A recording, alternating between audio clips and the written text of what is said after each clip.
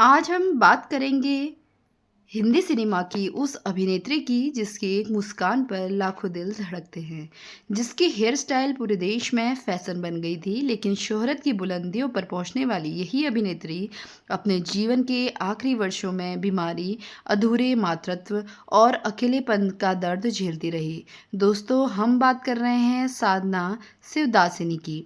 आज हम बात करेंगे उनके जीवन की। जब भी वो कौन थी, मेरे महबूब, आरजू, मेरा साया जैसी फिल्मों का जिक्र होता है तो साधना का नाम सबसे पहले याद किया जाता है। लेकिन पर्दे पर हमेशा मुस्कुराने वाली इस अभिनेत्री की असल ज़िंदगी उतनी आसान नहीं थी। इंटरनेट पर उनके बारे में कई सनसनीखेज बातें लिखी जाती हैं, इसलिए इस वीडियो में हम सिर्फ तथ्यों और उनके जीवन की वास्तविक घटनाओं पर बात करेंगे। आखिर कैसे एक साधारण लड़की बॉलीवुड की सबसे बड़ी स्टार बनी, कैसे उनकी एक हेयर स्टाइल पूरे भारत में साधना कट के नाम से मशहूर हो गई, कैसे एक गंभीर बीमारी ने उनके कैरियर की रफ्तार रोक दी और क्यों उनके जीवन में मातृत्व का सपना अधूरा रह गया। इन सभी सवालों के जवाब आपको इस वीडियो में मिलेंगे। लेकिन सबसे पहले हम चलते हैं साधना के बचपन की ओर, जहां से इस सुनहरे सफ़र की शुरुआत होती है। दोस्तों, साधना शिवदासिनी का जन्म 2 सितंबर 1941 को कराची में एक सिंधी परिवार में हुआ था। देश में के विभाजन के बाद उनका परिवार भारत आ गया और मुंबई में बस गया। बचपन से ही साधना बेहद सुंदर, शांत और पढ़ाई में अच्छी थी। उनके परिवार का फिल्मों में कोई सीधा संबंध नहीं था, लेकिन उनके घर में फिल्मों का माहौल पसंद किया जाता था। साधना अक्सर आईने के सामने फिल्मी अभिनेत्रियों की नकल करती थी।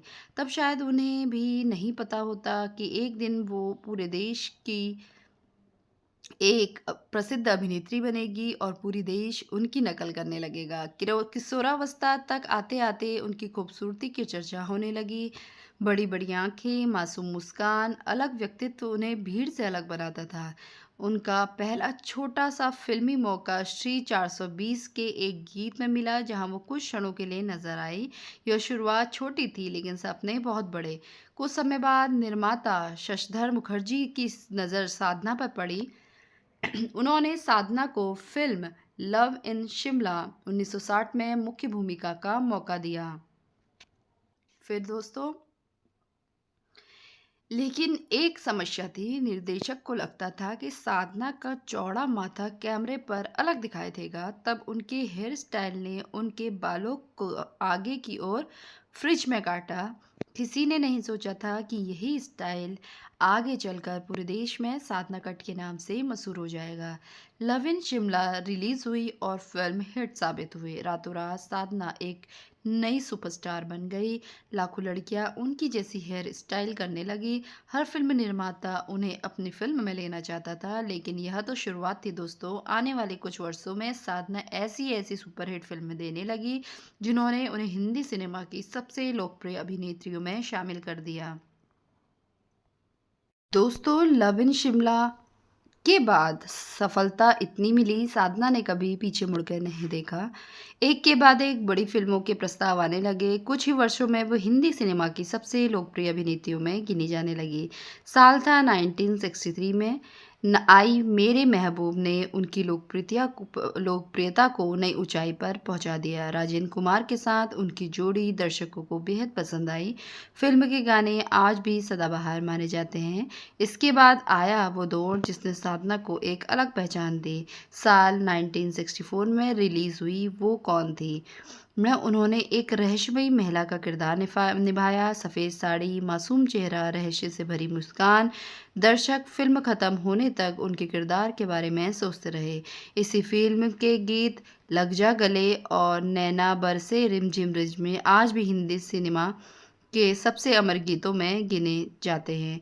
इसके बाद आरजू, मेरा साया, वक्त, एक फूल दो माली, अनीता जैसी फिल्मों में उन्होंने सुपरस्टार बना दिया।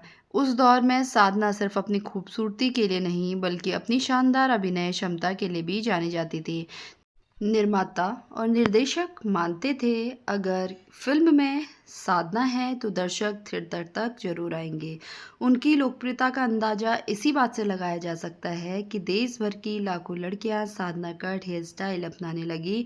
यह सिर्फ एक हेयर कट नहीं था बल्कि उस दौर का फैशन बन गया था। लेकिन जहां कैरियर की सफलता की नई ऊंचाइयों पर था वहीं उनकी निजी जिंदगी में भी कई कहानियां शुरू हो रही थी। फिल्मों के सेट पर एक ऐसा रिश्ता बना जो आगे चलकर शादी में बदल गया। साधना को मिला अपना जीवन साथी निर्देशक आर के नैयर। उन्हें लगा कि अब जिंदगी पूरी तरह खुशियों से भर जाएगी, लेकिन किस्मत ने उनके लिए कुछ और ही लिखा था। दोस्तों, हर सफल इंसान की ज़िंदगी में एक ऐसा मोड़ आता है जब उसे लगता है कि अब सब कुछ उसकी इच्छा के अनुसार होगा। साधना की ज़िंदगी में भी ऐसा ही एक दौर आया। फिल्म लव इन शिमला के दौरान उनकी मुलाकात निर्देशक रामकृष्ण नैयर से हुई। शुरुआत में रिश्ता सिर्फ एक निर्देशक और अभिनेत्री का था, लेकिन समय के साथ दोनों एक दूसरे को समझने लगे। आर के नैयर साधना के व्यक्तित्व और सादगी से बेहद प्रभावित हुए। दूसरी ओर साधना को भी उनमें एक ऐसा साथी दिखाई दिया जो उन्हें सिर्फ एक स्टार नहीं बल्कि इंसान के रूप में सम्मान देता था। कई वर्षों तक दोनों का रिश्ता बेहद निजी रहा। उस दौर में कलाकार अपनी निजी जिंदगी को मीडिया से दूर रखते थे। आखिरकार 1966 में दोनों ने शादी कर ली। शादी के बाद ऐसा लगा कि साधना की जिंदगी पूरी हो गई है। कैरियर भी शानदार था, जीवन साथी भी उनका साथ निभा रहा था। लेकिन शादी के कुछ समय बाद दोनों ने परिवार बढ़ाने का सपना देखा। साधना भी हर दूसरी महिला की तरह मां बनना चाहती थी। किस्मत ने यहाँ उनका साथ नहीं दिया। रिपोर्टों के अनुसार साधना को गर्भपात का दुख झेलना पड़ा। यह उनके जीवन का सबसे दर्दनाक अनुभव था। इसके बाद उन्हें संतान का सुख नहीं मिल सका। यह कहना सही नहीं होगा कि किसी ने उन्हें बेऔलाद कर दिया। वास्तव में यह उनके जीवन का एक व्यक्तिगत और एक बहुत दुखद परिस्थिति थी।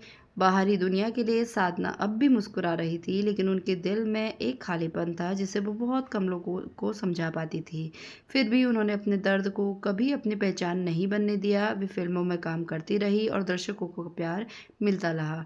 लेकिन कुछ समय बाद उनकी ज़िंदगी में एक ऐसी बीमारी ने दस्तक दी जिसने न केवल उनके कैरियर को प्रभावित किया बल्कि उनकी पूरी दिनचर्या बदल कर रख दी। दोस्तों, साधना का फिल्मी कैरियर उस समय अपने सुनहरे दौर में था। निर्माता उनकी तारीफ करते नहीं थकते थे। दर्शक उनकी हर फिल्म का इंतजार करते थे और उनकी मुस्कान लाखों दिलों की धड़कन बन चुकी थी। लेकिन ज़िंदगी हमेशा एक जैसी नहीं रहती। करीब 1967 के आसपास साधना को महसूस होने लगा कि उनकी आंखों में परेशानी बढ़ रही है। शुरुआत में उन्हें लगा कि यह सामान्य थकान है। धीरे धीरे समस्या गंभीर होती गई। डॉक्टरों ने जांच में पता किया कि उन्हें हाइपोथायराइडिज्म है। यह ऐसी बीमारी है जो शरीर के कई हिस्सों को प्रभावित करती है और कुछ लोगों ने आंखों में भी असर डालती है। इलाज के दौरान साधना को लंबे समय तक आराम करना पड़ा। वे इलाज के लिए विदेश भी गई, कई चिकित्सक प्रक्रियाओं से गुजरी। इसी दौर में उनका फिल्मों में काम करना कम होने लगा। अफवाहों का दौर शुरू हो गया। कुछ लोगों ने तरह तरह की बातें बनाई, लेकिन सच्चाई यह थी कि साधना अपनी बीमारी से लड़ रही थी। उनके चेहरे और आंखों में आए बदलाव बीमारी और इलाज का असर थे।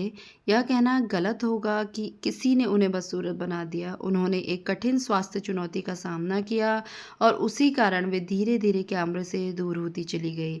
एक दिन जो अभिनेत्री हर बड़े बैनर में पहली पसंद थी, अब उन्हें फिल्मों के प्रस्ताव भी कम मिलने लगे। फिर भी साधना ने कभी हार नहीं मानी। उन्होंने शिकायत करने के बजाय अपनी सेहत पर ध्यान देना शुरू किया। वे सार्वजनिक कार्यक्रमों में कम दिखाई देने लगी और निजी जीवन में को प्राथमिकता देने लगी। लेकिन उनकी परीक्षाएं अभी खत्म नहीं हुई थी। कुछ वर्षों बाद उन्हें एक और बड़ा झटका लगा। उनके जीवन साथी जो हर मुश्किल में उनके साथ खड़े रहते थे, उनका साथ देते थे, उनका साथ हमेशा के लिए उनके जीवन से छूट गया। दोस्तों, कहते हैं ना कि जीवन की सबसे बड़ी ताकत वही होती है जो मुश्किल समय में आपका हाथ थामे रखे। साधना के लिए यह ताकत उनके पति ARA नैयर थे।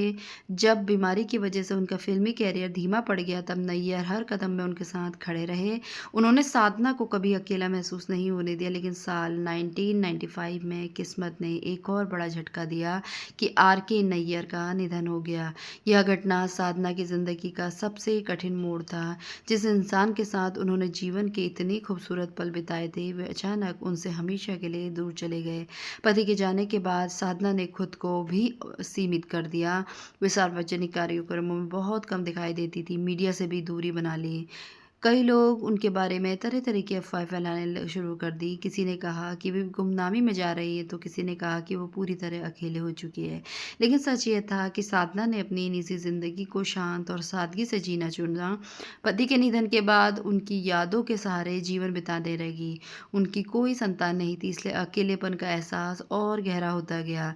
समय के साथ उनकी सेहत भी पहले जैसी नहीं रही, फिर भी उन्होंने अपने दर्द को सार्वजनिक तमाशा नहीं बनने दिया।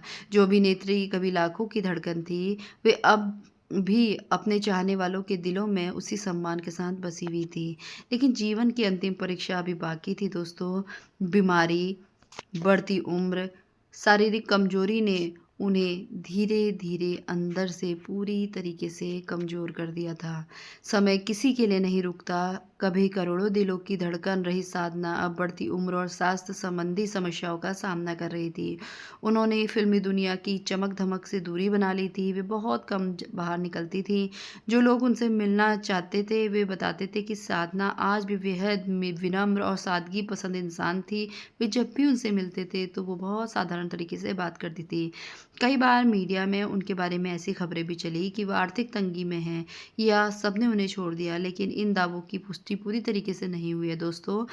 इसलिए किसी भी अफ़वाह को सच मान लेना सही नहीं होगा। 25 दिसंबर 2015 को यह दुखद खबर आई कि साधना का निधन हो गया।